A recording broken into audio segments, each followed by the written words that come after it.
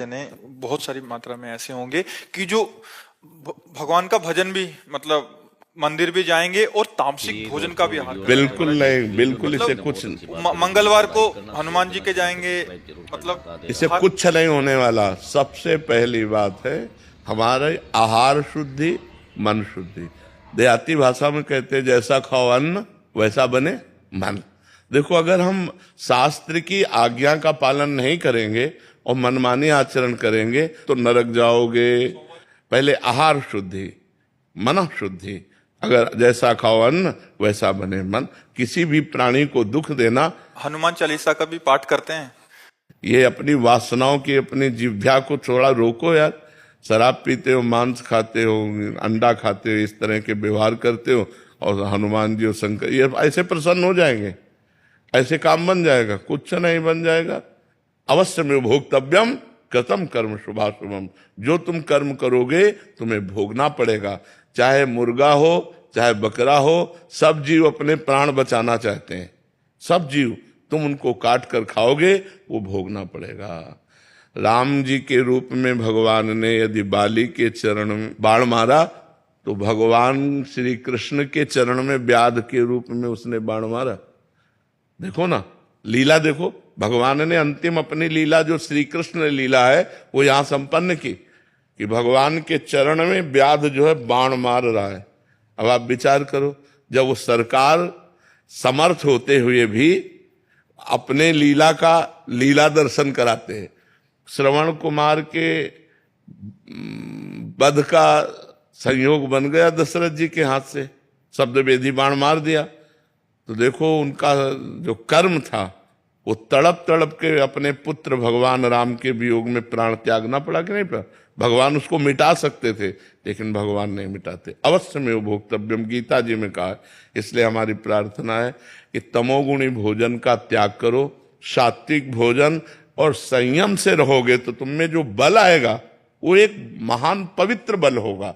आज बल नहीं दिखाई देता, चेहरे में कांति नहीं है, विचार में पवित्रता नहीं है। ऐसा नहीं, हम पशु नहीं हैं, हम मर्यादा से चलने के लिए हैं। हमारी मर्यादा बनाई गई, शास्त्र मर्यादा हमारी कानून व्यवस्था है। यदि हम शास्त्र मर्यादा से चलेंगे, शास्त्र कानून से चलेंगे तो हमारा मनुष्य जीवन सार्थक हो जाएगा, नहीं तो निरर्थक हो जाएगा। जैसे आजकल बच्चे कहते हैं हम स्वतंत्र हैं। नहीं, स्वतंत्रता नहीं। माता पिता की आज्ञा की परतंत्रता, शास्त्र की आज्ञा की परतंत्रता, गुरु की आज्ञा की परतंत्रता, कानून की परतंत्रता, अगर ये स्वीकार करोगे तो स्वतंत्र हो जाओगे। अगर मनमानी करोगे तो परतंत्र हो जाओगे। मनमानी स्वतंत्रता नहीं होती, मनमानी इंद्रियों की परतंत्रता होती। जो इंद्री कहती वही हम कहते हैं।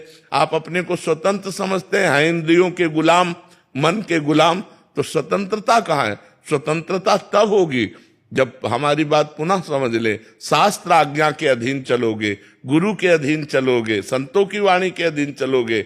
भगवान शास्त्र और संतों के रूप में विराजमान है तो आप स्वतंत्र हो जाओगे, माया मुक्त हो जाओगे। तो आचरण और भोजन, ये दो का बहुत बड़ा योग है। अगर हमारा भोजन ठीक तो हमारे आचरण ठीक होंगे, हमारे आचरण ठीक तो हम भगवान को प्रसन्न कर सकते हैं। गंदा आचरण। अभी कल परसों ही एक प्रश्न आया था कि गांव देहात में महाराज जी क्या है कि छोटे छोटे देवी जी के मंदिर हैं और गांव में किसी के घर में बच्चा हो रहा है या शादी हो रही है तो महाराज जी बकरा लेके और फिर उसका वो करते हैं, बलि देते हैं। फिर महाराज जी फिर पूरे गांव वाले आते हैं, फिर पूरा मांस वो करते हैं, मंदिर भी जा रहे हैं महाराज जी, देवी की आराधना भी कर रहे हैं। ये सब भोजन, ये आसुरी वृत्ति है, इससे भगवत प्रसन्नता नहीं होती। हम सबको बताना चाहते हैं, जगदम्बा को जगत जननी कहते हो तो बकरे की भी माँ है, जगत जननी है ना। माँ अपने पुत्र की बलि से प्रसन्न कैसे हो सकती है? हमें तो नहीं समझ में आता। और जब वो जगत जननी है तो बकरे की भी माँ है, वो भैंसे की भी माँ है, वो गाय की भी माँ है। वो माँ जो जगत माता है वो अपने पुत्रों की बलि से प्रसन्न कैसे हो सकती है? अगर वो प्रसन्न होती तो तुम्हारा मंगल हो जाता। किसका मंगल हुआ बकरे की बलि चढ़ाकर? हमें बताओ। देवी अप्रसन्न हो जाएंगी अगर नहीं किया ऐसा, तो महाराज जी ये भी माने।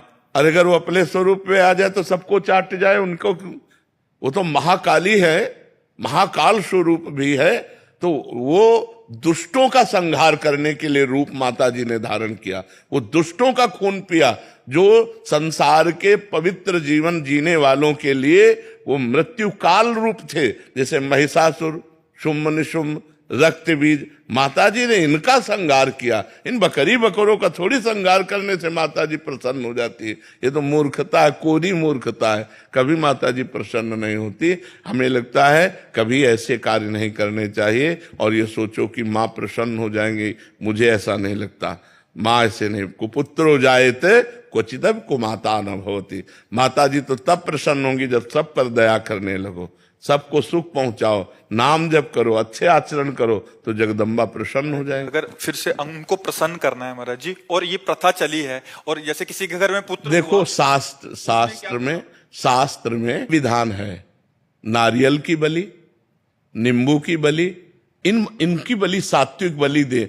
आप कच्चा नारियल की बलि दे सकते हैं, तो ये भी बलि तो मानी जाती है। ये सब मनमानी आचरण है, इससे देवी प्रसन्न नहीं होती है। और देवी को रक्त चाहिए तो चराचर जीवों के हृदय में देवी विराज। देवी प्रपन्नार्थ हरे प्रसीद प्रसीद मातर जगतोखिलस्य प्रसीद विश्वेश्वरी पाहि विश्वम त्वमीश्वरी देवी चराचरस्य।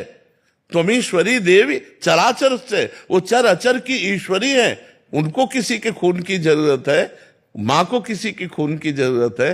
अरे माँ तो अपने खून को दूध बनाकर अपने बच्चों का पालन करती है।